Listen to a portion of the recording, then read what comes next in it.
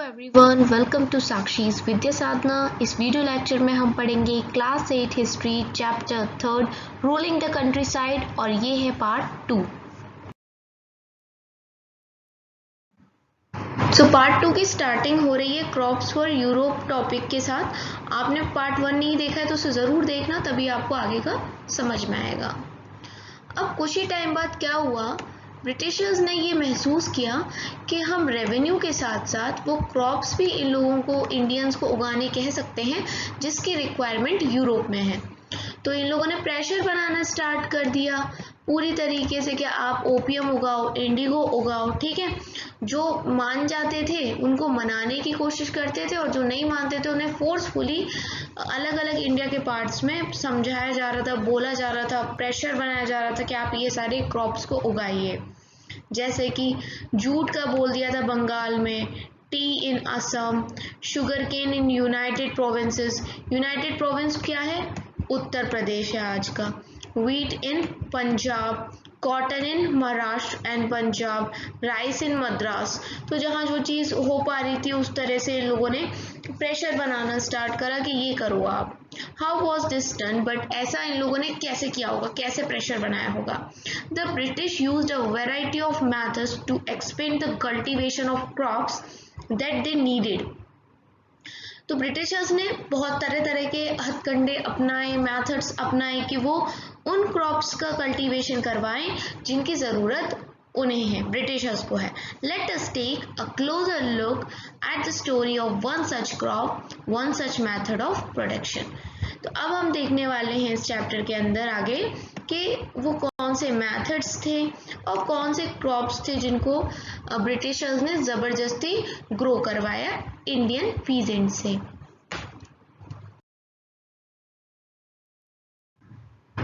तो ये प्रिंट देखो, फिगर 5 में दिखा रहा है a Kalamkari print 20th century India. तो ये कलमकारी प्रिंट है। और दूसरा है फिगर 6 में a Morris cotton print late 19th century England. ये दो प्रिंट हैं। Does colour have a history? क्या कलर का भी अपना कोई इतिहास या हिस्ट्री होता है, कलर का, किसी रंग का? Figure 5 and 6 are two images of cotton prints. ये दोनों ही जो फिगर्स हैं कॉटन प्रिंट हैं। The image on the left, figure 5, shows kalamkari print created by weavers of Andhra Pradesh in India. तो जो ये कलमकारी प्रिंट है ये किसने बनाया है? जो वीवर्स होते हैं आंध्र प्रदेश के, उन्होंने। और जो राइट साइड में आपको फ्लोरल फूल पत्तियों वाला ये कॉटन प्रिंट दिख रहा है, ये डिज़ाइन बनाई गई और प्रोड्यूस करी गई है विलियम मॉरिस के द्वारा, जो कि एक फेमस पोइट एंड आर्टिस्ट थे 19th सेंचुरी के ब्रिटेन में। There is one thing common in the. अब कॉमन क्या था? कॉमन ये था कि दोनों ही कपड़ों के टुकड़े के अंदर रिच ब्लू कलर है जिसको कॉमनली इंडिगो कहा जाता है।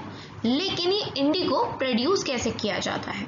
तो इंडिगो कलर यानी कि ये जो रिच ब्लू कलर है इसको उगाया जाता है, एक्चुअली सॉरी, इसे बनाया जाता है एक पौधे से जिसको हम इंडिगो कहते हैं, ठीक है। इंडिगो यानी नील का पौधा होता है जिससे हम इस कलर को बनाते हैं।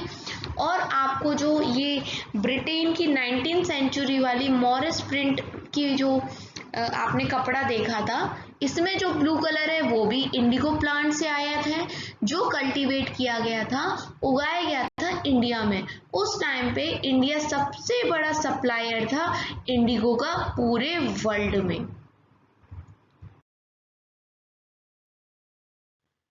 Why the demand for Indian Indigo? आखिरकार इंडिया के ही इंडिगो की इतनी डिमांड क्यों थी? तो सुनो, जो इंडिगो प्लांट होता है, नील का पौधा होता है, वो कहाँ उगता है? वो उगता है ट्रॉपिक्स में। अभी ट्रॉपिक्स कौन सी जगह है? जो इक्वेटर के पास की जगह है। और जैसा कि आप जानते हैं ये इक्वेटर है, यहाँ पे 23.5 डिग्री नॉर्थ में ट्रॉपिक ऑफ कैंसर है और ट्रॉपिक ऑफ कैंसर इंडिया को डिवाइड करता है हाफ। तो हमारा जो ये इंडिया है वो ट्रॉपिकल जोन में ही आता है, वेयर एज यूरोप थोड़े ऊपर की साइड है, ठंडा इलाका है। और इंडिगो की जो खेती होती है वो ट्रॉपिक्स में अच्छी होती है, ठीक है, ये वजह है। और 13th सेंचुरी आते आते इतनी ज़्यादा डिमांड हो गई कि जो भी मैन्युफैक्चरर्स थे इटली के, फ्रांस के, ब्रिटेन के, अपने कपड़े को रंगने के लिए वो इंडिगो को ही यूज़ किया करते थे। हाउएवर बहुत ही कम अमाउंट का जो इंडियन इंडिगो था वो यूरोपियन मार्केट पे पहुंच पाता था और दूरी की वजह से प्राइसेस बहुत हाई हो जाते थे, मतलब महंगा बिकता था वहां पर। European cloth manufacturers therefore had to depend on another plant called woad to make violet and blue dyes. तो इसी वजह से क्योंकि ये इतना महंगा हो जाता था, जो यूरोप के मैन्युफैक्चरर्स थे वो दूसरे प्लांट बोर्ड नाम के प्लांट पर डिपेंड होते थे जो वायलेट और ब्लू कलर की डाइज बनाता था। Being a plant of the temperate zones, wood was more easily available in Europe. और जैसा कि हमने अभी देखा कि इंडिगो जो प्लांट है वो ट्रॉपिक्स में होता है और जो यूरोप है वो एक टेम्परेट जोन की कंट्री, टेम्परेट जोन का कॉन्टिनेंट है, तो इसकी वजह से वहां पर इंडिगो उग नहीं पाता। लेकिन जो ये वोड प्लांट है ये इजीली अवेलेबल हो जाता है, तो इसके प्राइजेस भी सस्ते होते हैं। It was grown in northern Italy, कहाँ कहाँ ग्रो होता है? नदर्न इटली में, southern France and in parts of Germany and Britain. Worried by the competition from indigo, wood producers in Europe pressurized their government to ban the import of indigo. और ये देखते हुए कि अगर Indigo आने लग गए यूरोप में तो जो हमारा वोड है, हमारी डाइज तो कोई खरीदेगा नहीं, वोड से बने प्लांट से जो डाइज बनती वो तो कोई खरीदेगा नहीं, क्योंकि इंडिगो ज़्यादा अच्छा कलर देता था। तो ये सब देखते हुए यूरोप के जो भी मैन्युफैक्चरर्स थे उन्होंने दबाव बनाया सरकार पे अपनी कि आप इंपोर्ट को बैन कर दो इंडिगो के।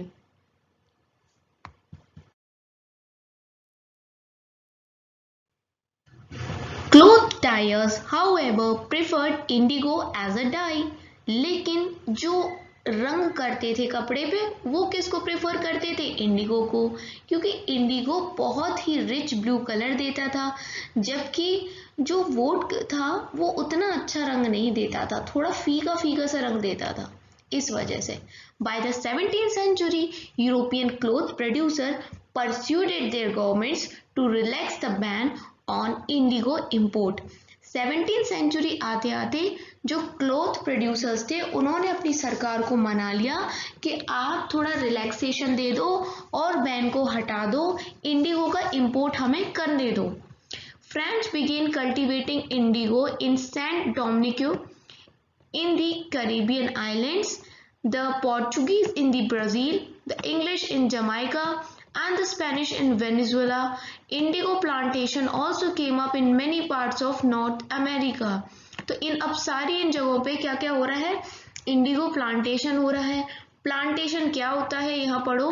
A large farm operated by a planter employing various forms of forced labors.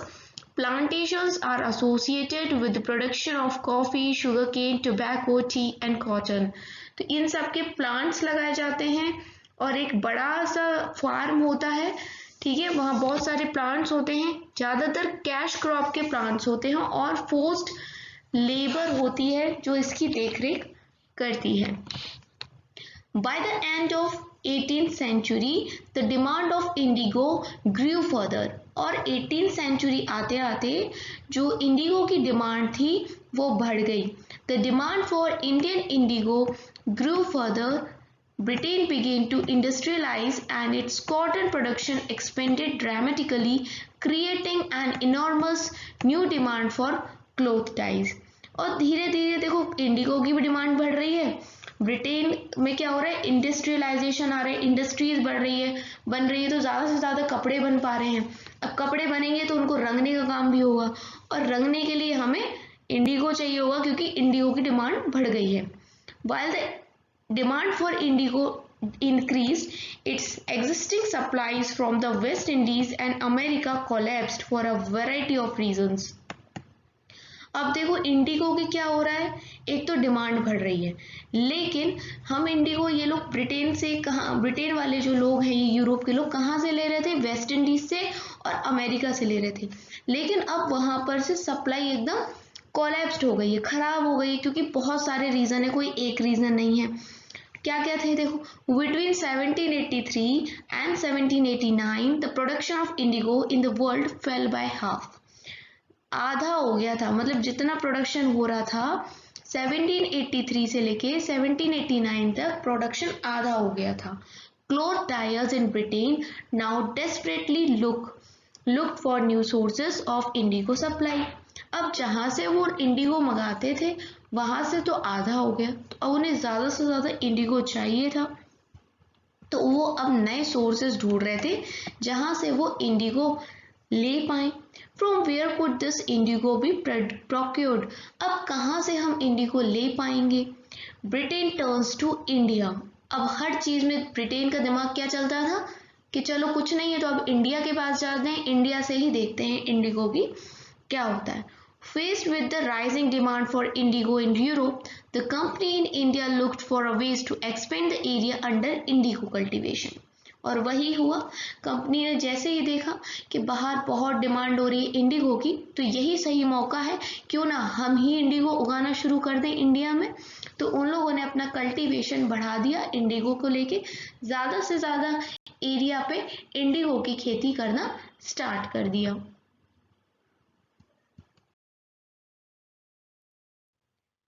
From the last decades of the 18th century, indigo cultivation in Bengal expanded rapidly, and Bengal indigo came to dominate the world market.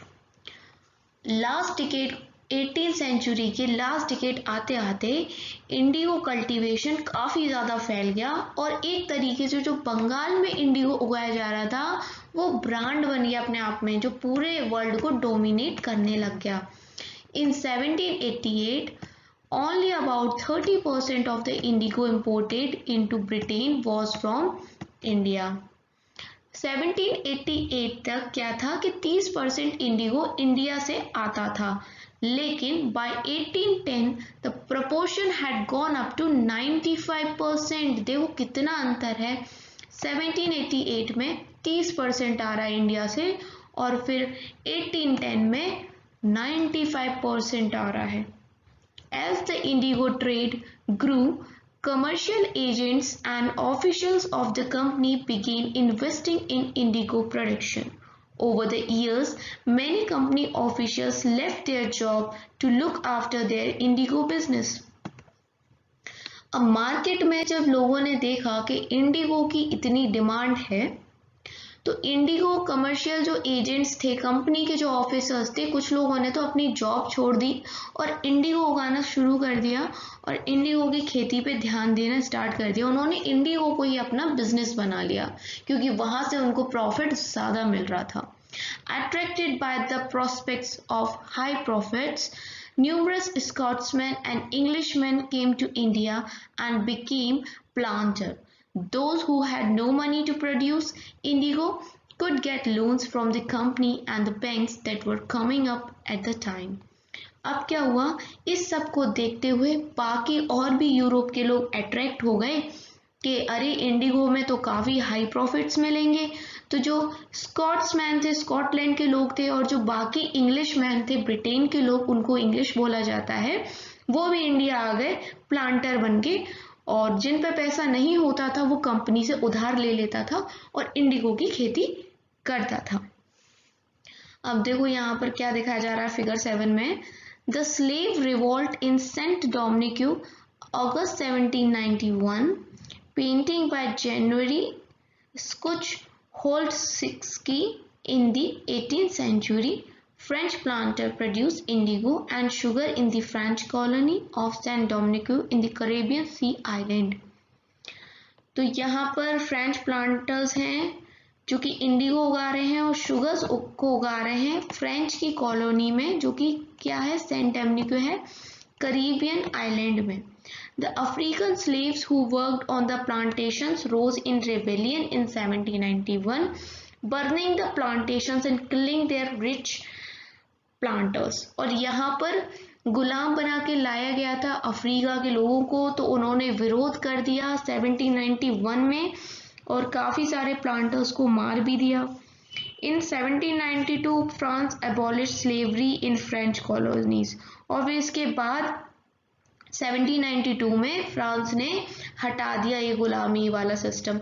These events led to the collapse of the indigo plantation on the Caribbean islands, और इस सब की वजह से जो भी plantation हुआ करता था इंडिगो का करीबियन आइलैंड्स पे वो बर्बाद हो गया।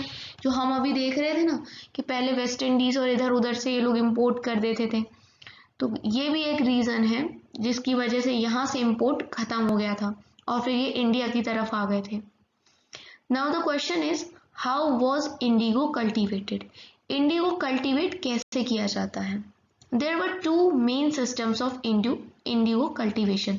तो दो हैं, एक है निच एंड दूसरा है र्योती। Within the system of niche cultivation, the planter produced indigo in lands that he directly controlled. तो निज के अंदर क्या होता है कि जो प्लांटर होता है वो इंडिगो को प्रोड्यूस करता है अपने खुद के कंट्रोल वाले लैंड में जिसपे उसका कंट्रोल हो। He either bought the land or rented it from other zamindars and produced indigo by directly employing hired laborers. अब या तो उसका खुद का ज़मीन होता है निज के अंदर या फिर वो उधार पे ज़मीन ले लेता है किसी ज़मींदार से प्रोडक्शन करने के लिए और कुछ लेबर्स को काम पे लगा देता है, मजदूरी देता है और इंडिगो उगाता है। तो ये सिस्टम हो गया निज का। अब कुछ प्रॉब्लम इस निज कल्टीवेशन के साथ भी थी, उसको अभी देखेंगे। उससे पहले ज़रा ये स्लेव का मतलब देख लें। वैसे स्लेव होता है गुलाम, और यहाँ पढ़ते हैं a person who is owned by someone else the slave owner, a slave has no freedom and is compelled to work for the master.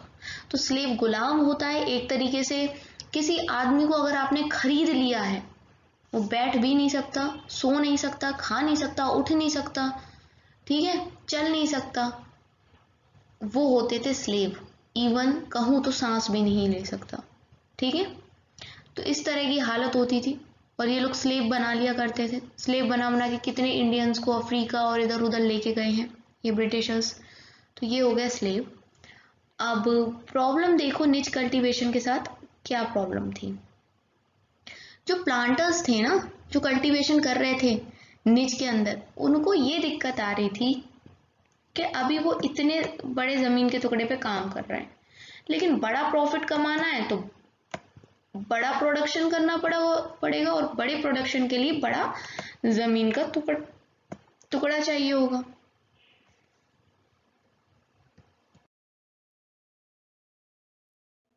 और जो ये इंडिगो की खेती है वो एक फर्टाइल ज़मीन के टुकड़े पे होती थी, और फर्टाइल ज़मीन के टुकड़े ऑलरेडी डेंसली पॉपुलेटेड थे। वहाँ कोई ना कोई आबादी रह रही थी या फिर पहले से ही किसी ने उस ज़मीन के टुकड़े को ले रखा था। बहुत छोटे छोटे ही प्लॉट्स के ज़मीन के जो टुकड़े थे वो स्कैटर्ड हो रखे थे लैंडस्केप पे इधर उधर, जिनको उन्हें एक्वायर करना था फॉर द कल्टीवेशन। अब क्या प्रॉब्लम आ रही थी कि प्लांटर्स को चाहिए था एक लार्ज एरिया कॉम्पैक्ट ब्लॉक्स के अंदर, जिसके अंदर वो मतलब उनको छोटे छोटे प्लॉट्स नहीं चाहिए थे, उनको स्मॉल प्लॉट नहीं चाहिए थे, उनको एक लार्ज एरिया चाहिए था ताकि वो बड़े स्तर पे कल्टीवेशन कर सकें। लेकिन where could they get such land form? पर उन्हें बड़ा फॉर्म कहाँ से मिलेगा, इतना बड़ा ज़मीन का टुकड़ा? They attempted to lease in the land around the indigo factory. तो उन्होंने क्या कोशिश करी कि हमें इंडिगो फैक्ट्री के पास लीज पे मिल जाए, और उन्होंने जो पीजेंट्स थे गरीब किसान उनको बाहर निकाल फेंका उस एरिया से। लेकिन ये सब करने से क्या होता है, टेंशन्स आ जाती थी, कॉन्फ्लिक्ट्स होती थी, क्योंकि पीजेंट्स थोड़ा तो विरोध करेंगे ना, तो ये होता था, टेंशन्स आ जाती थी। Nor was labour easy to mobilise. अब देखो ज़रूरी नहीं है तो कि तुम्हारा खेत यहाँ है तो लेबर भी यही हो। लेबर मान लो यहाँ है, अब पहले कोई बाइक मोटर कार तो चलती नहीं थी, पैदल ही जाते थे, तो लेबर को मोबिलाइज करना, एरिया तक ले जाना, ये भी डिफ़िकल्ट था। और एक इतने बड़े प्लांटेशन के एरिया में हमें बहुत सारे लोग चाहिए, बहुत सारे हाथ चाहिए जो इस काम को देख सकें, जो ऑपरेट कर सकें इस पूरे प्लांटेशन वर्क को, ठीक है। और क्या होना चाहिए कि जो लेबर है जब ज़रूरत हो, जिस टाइम पे ज़रूरत हो, उस टाइम पे वो लेबर वहाँ मौजूद होनी चाहिए। लेकिन हमारे जो पीजेंट्स थे वो एज यूजुअल बिजी रहते थे अपने राइस कल्टीवेशन के साथ, तो ये भी दिक्कत आ रही थी।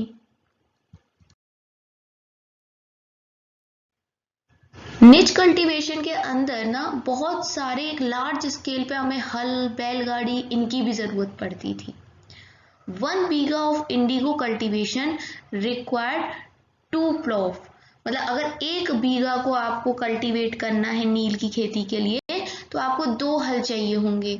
This mean that a planter with 1000 bighas would need 2000 plough. इसका मतलब अगर कोई प्लांटर 1000 बीघा को कल्टीवेट करना चाहता है तो उसे 2000 हल चाहिए। बहुत बड़ा अमाउंट है ये तो, बहुत मतलब ज़्यादा क्वांटिटी है ये तो। अब बीघा जानते हैं, बीघा क्या होता है?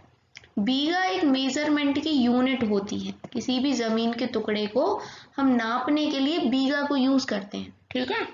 कितना बीघा है, 1 बीघा, 2 बीघा, 4 बीघा, खेत को, प्लॉट को नापने के लिए। Before British rule the size of this area varied. In Bengal, the British standardized it to about 1/3 of an acre. British rule से पहले जो बीघा था ना, 1 बीघा कितना होता है, ये थोड़ा स्टैंडर्ड नहीं था, थोड़ा वेरी करता था जगह टू जगह, मतलब एक जगह से दूसरी जगह थोड़ा थोड़ा वेरी करता था। लेकिन ब्रिटिशर्स आए तो उन्होंने बोल दिया कि ये लगभग 1/3 हुआ करेगा एकड़ के, 1 एकड़ के 1/3 होगा ये, ठीक है? अब देखो यहाँ कितनी दिक्कत की बात आ रही है कि अगर हमें 1000 बीघा की ज़मीन को कल्टीवेट करना है तो 2000 हल लगेंगे हमें। Investing on purchase and maintenance of plough was a big problem, nor could supplies be easily got from the peasants, since their plough and plugs were busy on their rice fields, again exactly at the same time that the indigo planters needed them. एक और चीज़ थी, अब अगर वो लोग पैसा खर्च करेंगे कि हम हल खरीदते हैं, बैलगाड़ी खरीदते हैं, तो उनको खरीदना और फिर खरीदने के बाद उनकी मेंटेन करके रखना, ये भी एक बड़ी दिक्कत की प्रॉब्लम, बहुत बड़ी प्रॉब्लम थी ये भी।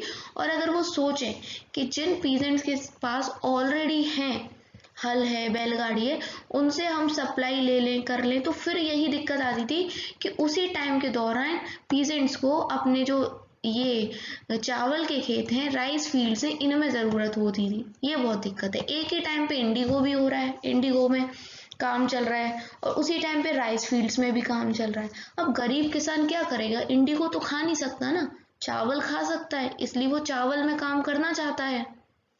Till the late 19th century, planters were therefore reluctant to expand the area under niche cultivation.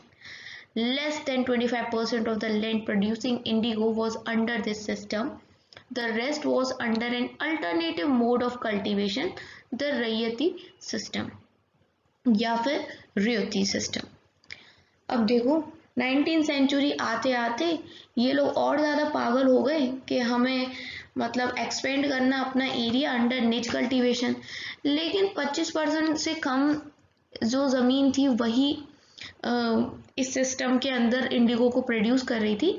बाकी जो भी था वो दूसरा मेथड अपना रहे थे कल्टीवेशन का, जो था रियोती सिस्टम या रैयती सिस्टम। जो भी आपको बेटर लगे आप पढ़ लेना। अच्छा, इससे कुछ याद आ रहा है? अभी अपने पार्ट 1 में पढ़ा था रैयतवाड़ी सिस्टम, ठीक है।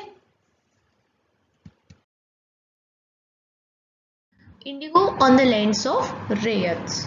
तो देखो इस अंदर रैयती सिस्टम के अंदर क्या होता था कि प्लांटर्स क्या करते थे, फोर्स करते थे, दबाव डालते थे रैयत्स पे, पीजेंट्स पे, ठीक है, रैयत मतलब पीजेंट्स पे, कि आप एक कॉन्ट्रैक्ट साइन करो, एक एग्रीमेंट साइन करो, जिसको सट्टा कहते हैं, कि आप लोग इंडिगो की खेती करोगे। और ये प्रेशराइज करते थे विलेज का जो हेडमैन होता था, है ना, पूरे जो विलेज के जो लोग होते हैं वो हेडमैन की बहुत बात मानते थे। तो हेडमैन को कहते थे कि तुम हमारे साथ एक कॉन्ट्रैक्ट साइन करो सबके बिहाफ पे, सारे रैयत के बिहाफ पे। और जो भी those who signed the contract got cash advances from the planters at low rate of interest to produce indigo। और जो लोग साइन करते थे उनको एडवांस में पैसा दिया जाता था लो रेट पे कि वो इंडिगो को प्रोड्यूस कर पाए। But the loan committed the Rio to cultivating indigo on at least 25% of the area under his holding। लेकिन इसके अंदर क्या बोला जाता था कि हम तुम्हें लोन दे रहे हैं लेकिन तुम्हें अपने ज़मीन के 25% हिस्से में क्या उगाना है, इंडिगो उगाना है।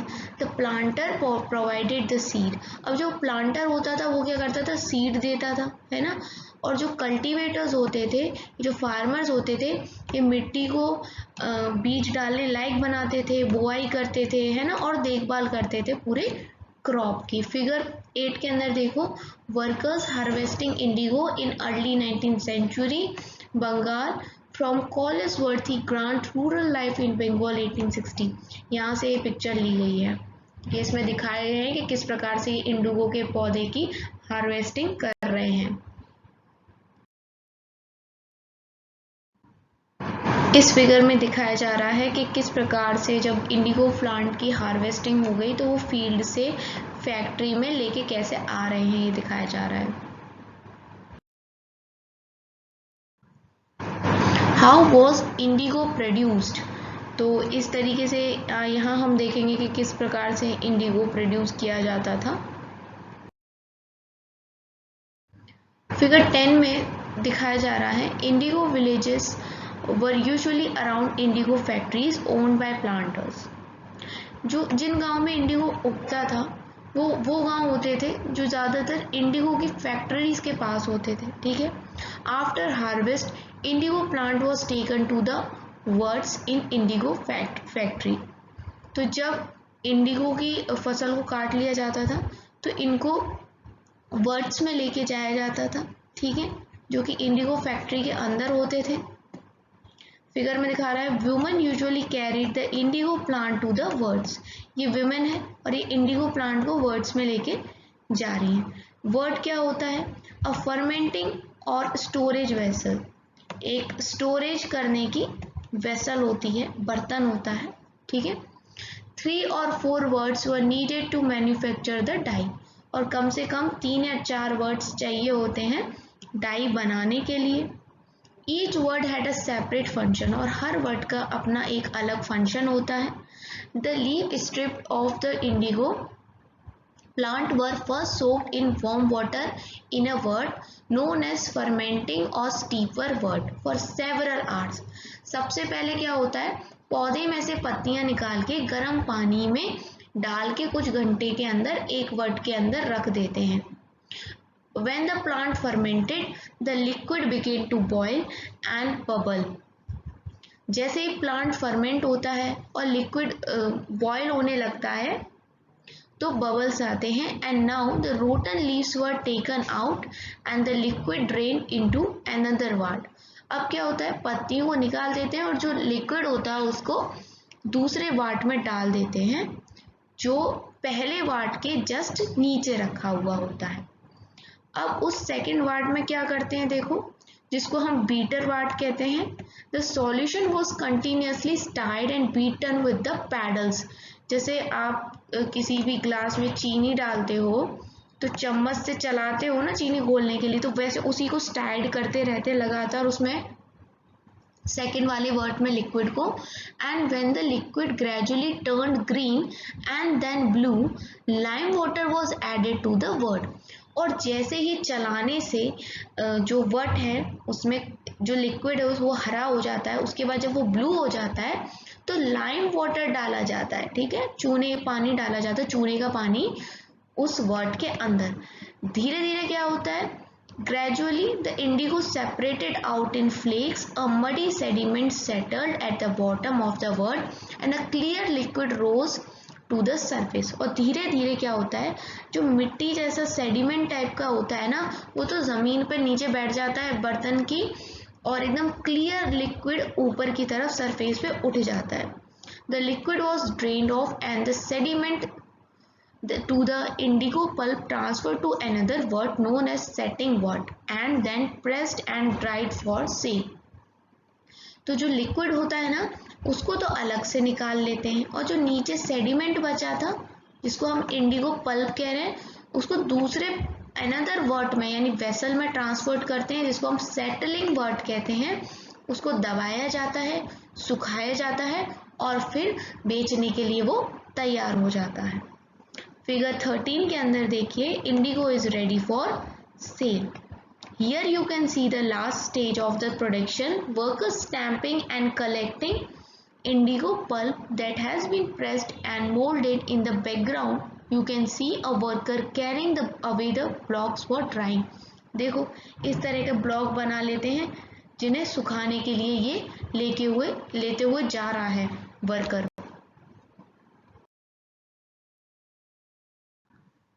एक बार जब क्रॉप बन जाता था तो सारा क्रॉप जो रैयत होते थे, पीजेंट्स होते थे, वो प्लांटर को दे देते थे और फिर प्लांटर उनको दोबारा से लोन दे देते थे कि आप अगेन दोबारा से क्या स्टार्ट कर दो, इंडिगो को फिर से उगाना स्टार्ट कर दो। और ये साइकिल ना चलती रहती थी बार बार all over again. Peasants who were initially tempted by the loan soon realized how harsh the system was. The price they got for the indigo they produced was very low and the cycle of loan never ended. और कुछ ही time बाद जो ये किसान थे, इन्होंने ये realise किया, महसूस किया कि हम तो अब इस चक्रव्यूह में ना फंसते ही जा रहे हैं और ये लोग जो हमें लोन देते हैं वो साइकिल कभी ख़त्म होगी नहीं और जो हम मेहनत करके इंडिगो उगा रहे हैं इसका भी पैसा हमें मिल नहीं रहा। और भी यहाँ पर कुछ अलग प्रॉब्लम्स थी, जैसे planters usually insisted that indigo be cultivated on the best soils in which peasants prefer to cultivate rice. Planters क्या चाहते थे कि जो सबसे बेस्ट सॉइल हो, सबसे फर्टाइल सॉइल हो, उस पर इंडिगो ये लोग उगाएं। और फार्मर्स क्या करते थे, उन जगहों पे अपनी राइस उगाया करते थे। तो एक प्रॉब्लम ये भी थी, indigo moreover had deep roots and it exhausted the soil rapidly. After an indigo harvest, the land could not be sown with rice. Indigo के साथ ये प्रॉब्लम थी कि इंडिगो के पौधे की जो जड़ होती है काफ़ी लंबी होती हैं और ये सॉइल को जल्दी ख़राब भी करती हैं, मतलब उसके न्यूट्रिएंट्स को जल्दी ख़राब करती हैं। इसीलिए एक बार अगर किसी ज़मीन के टुकड़े पे इंडिगो की खेती हो जाती है तो उस पर दोबारा राइस का कल्टीवेशन नहीं हो पाता था। अब देखो, जैसा कि हमने देखा कितनी सारी प्रॉब्लम्स आ रही हैं, पीजेंट्स परेशान हैं, क्योंकि उनके लैंड्स बर्बाद होते जा रहे हैं। इंडिगो को वो खा नहीं सकते, राइस को वो उगा नहीं सकते, अब वो करें क्या। The blue rebellion and after, इसलिए हम देखेंगे किस प्रकार से ब्लू रिबेलियन हुई है और उसके बाद क्या होता है। इन मार्च 1859 thousands of ryots in Bengal refused to grow indigo. As a rebellion spread, ryots refused to pay rents to the planters and attacked indigo factories armed with swords and spears, bows and arrows. अब परेशान हो गए थे बहुत ज़्यादा ये peasants, तो मार्च 1859 में इन लोगों ने मना कर दिया कि हम अब इंडिगो की खेती नहीं करने वाले, मना कर दिया कि हम कोई भी रेंट नहीं देंगे प्लांटर्स को, और अटैक कर दिया इंडिगो फैक्ट्रीज पे तलवारों के साथ, है ना, तीर वगैरह लेके। Women turned up to the fight with pots, pans and kitchen implements, और औरतें भी आ गई इस लड़ाई में, शामिल हो गई अपने किचन के हथियारों को लेके, है ना, बेलन वगैरह, पैन, पॉट्स, जो मिला हाथ में वही दे मारा। Those who worked for the planters were socially boycotted, और जो लोग इतना सबके बाद भी प्लांटर्स का साथ दे रहे थे उनको सोशली उनका बॉयकॉट कर दिया, मतलब समाज ने बोला कि तुम अगर उनका साथ दोगे तो हम तुम्हारे साथ नहीं रहेंगे, बॉयकॉट कर दिया उन लोगों का। And the gomasthas, agent of planters who came to collect rent were beaten up, और जो एजेंट गोमस्थस जिसको बोला जाता था, जो रेंट कलेक्ट करने आता था प्लांटर्स के लिए पीजेंट से, उसको भी पकड़ के खूब पीट दिया। रैयत swore they would no longer take advances to sow indigo nor be bullied by the planters. Lathiyals, the lathi wielding strong men maintained by the planters.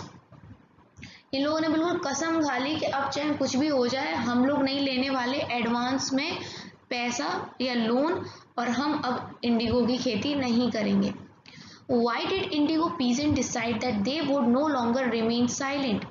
लेकिन ऐसा क्या हुआ कि इंडिगो किसान में हिम्मत आई और उन्होंने कहा कि अब हम चुप नहीं रहेंगे। What gave them the power to rebel? उनके पास इतनी हिम्मत कहाँ से आ गई, कैसे पावर आई कि उन्होंने विरोध किया? Clearly, the Indigo system was intensely oppressive, but those who are oppressed do not always rise up in rebellion. They do so only at times. ये बात तो देखो नॉर्मल थी, हम लोग भी पढ़ के इतना तो समझ ही रहे हैं कि कितना बेकार सिस्टम था, किस प्रकार से किसानों को दबाया और मजबूर किया जा रहा था। लेकिन हर बार किसान आवाज़ नहीं उठा पाते थे। गरीब आदमी कहाँ आवाज़ उठा पाता है, चुपचाप ही रह जाता है। लेकिन जब अत हो जाती है एक टाइम के बाद देखा जाता है कि रिबेलियंस होती हैं। इतिहास में सिर्फ इंडिया में ही नहीं, आप आगे चल के फ्रेंच रेवोल्यूशन देखोगे, रशियन रेवोल्यूशन देखोगे, हर कंट्री में रेवोल्यूशन आई है।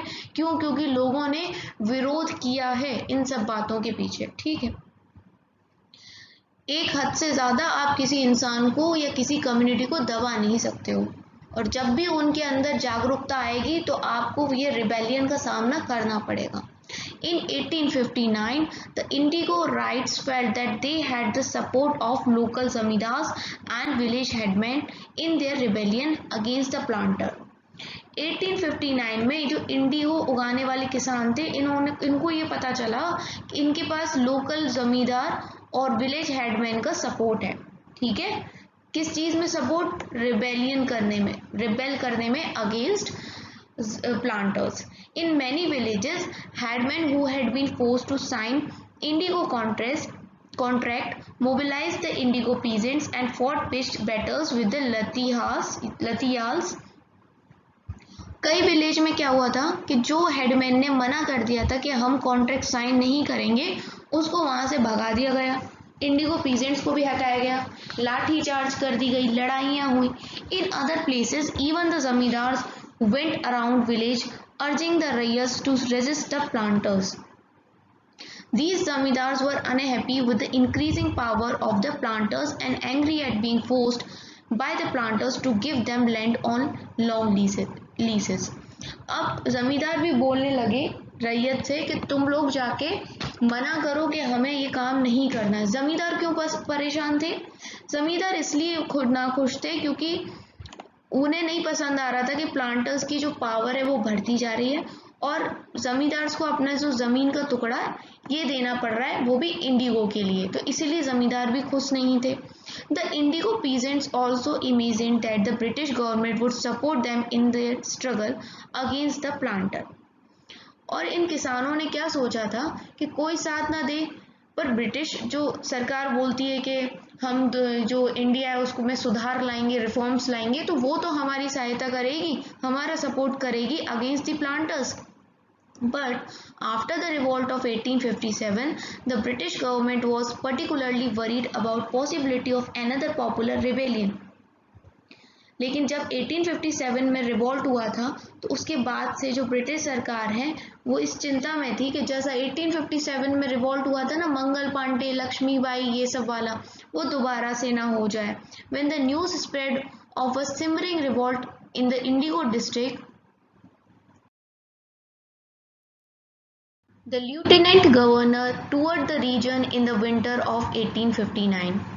तो ये जैसे उनको पता चला कि अब एक और रिवॉल्ट होने वाला है, खतरनाक सा, इंडिगो वर्कर्स करने वाले हैं, तो जो ल्यूटेनेंट गवर्नर था वो विंटर में आ गया 1859 में ही। The ryots saw the tour as a sign of government sympathy for their plight.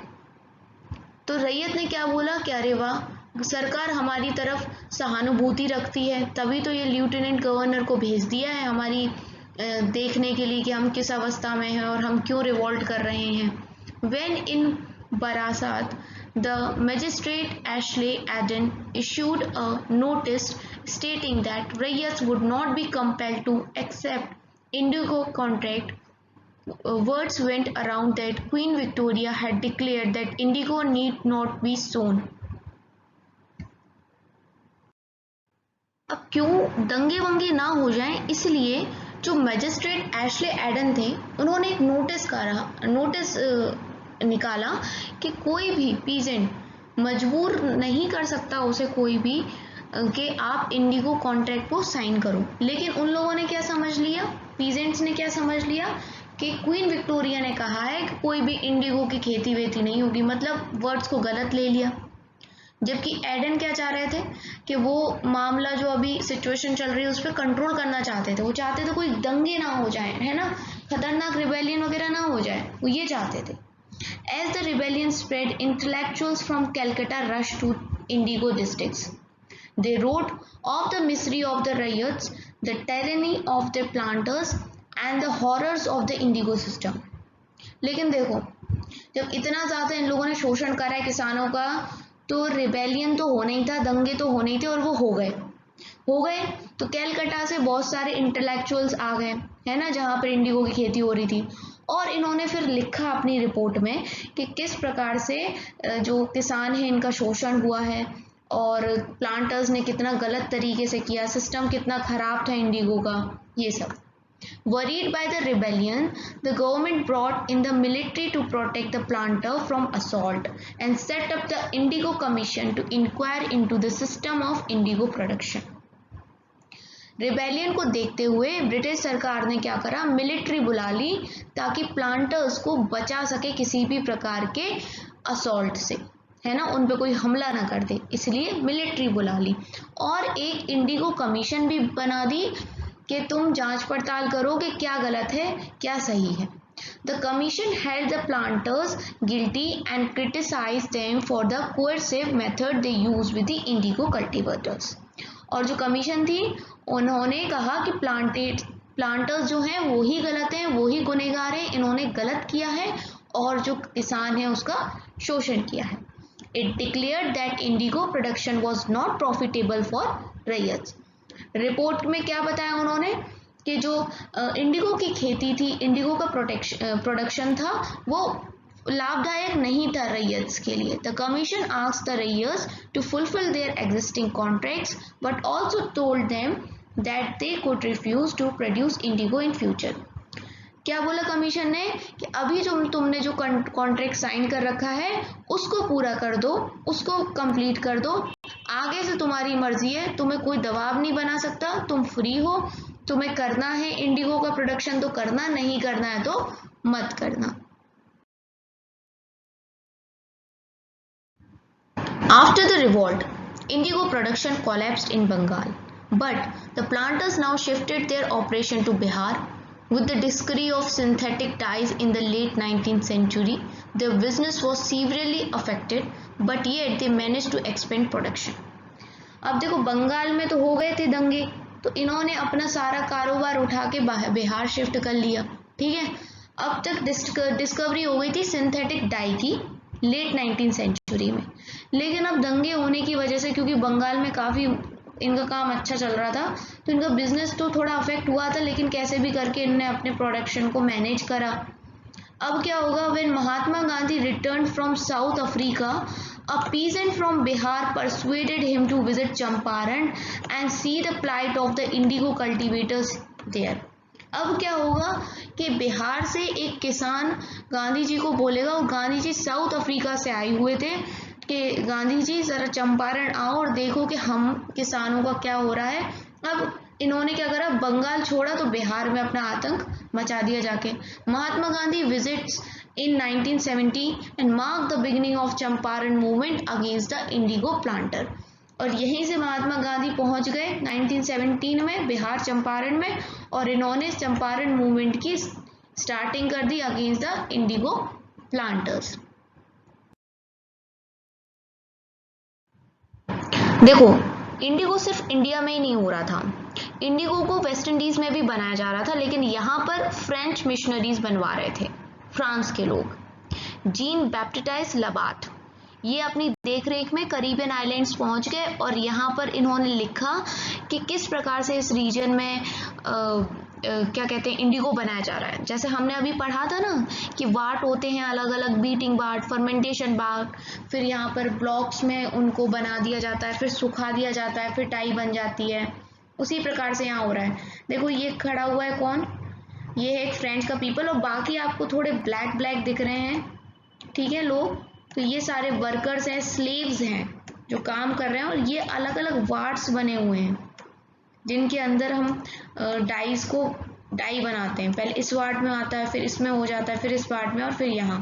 फिर देखो इसमें, इस वाले में मोल्ड्स में भर के ले जा रहे हैं, सुखा रहे हैं, ये सारा प्रोसेस है।